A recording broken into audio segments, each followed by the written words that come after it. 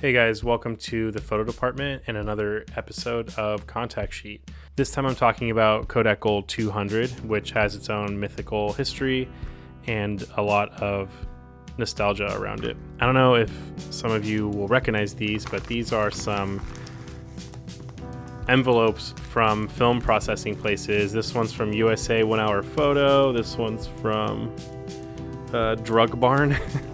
And this one is from Lucky Stores.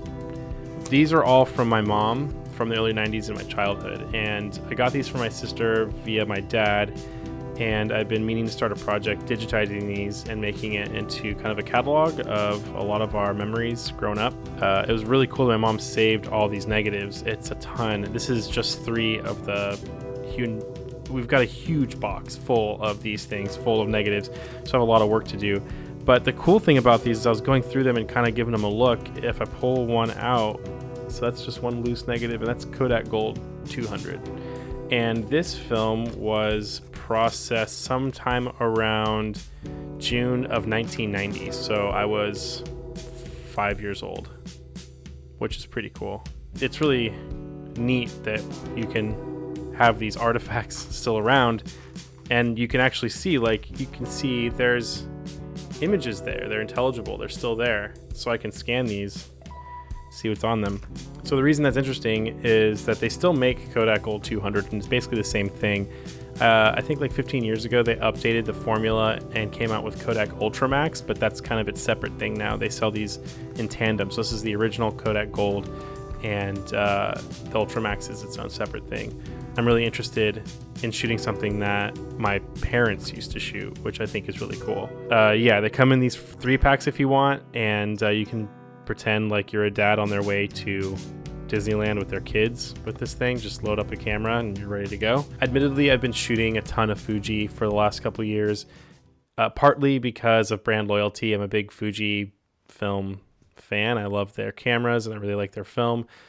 But their film is more on the cooler side, especially Superior. It's more of a modern, cool, more green, sensitive film, whereas the Kodak Gold films are more of a warm, yellow, sensitive film stock. Doing my research on the film, I found that the yellow layer is the most sensitive layer on the film, which makes sense because the images are very warm compared to Fujifilm. You are going to get more of that kind of vintage aesthetic if you shoot this film, especially with flash. The shadows will have more of a magenta red tinge if they're underexposed compared to the Fuji, which will have more green. This film has become super popular with people with point and shoots because it'll get you that really cool, very specific point and shoot vintage film look really, really easily without doing any tweaking.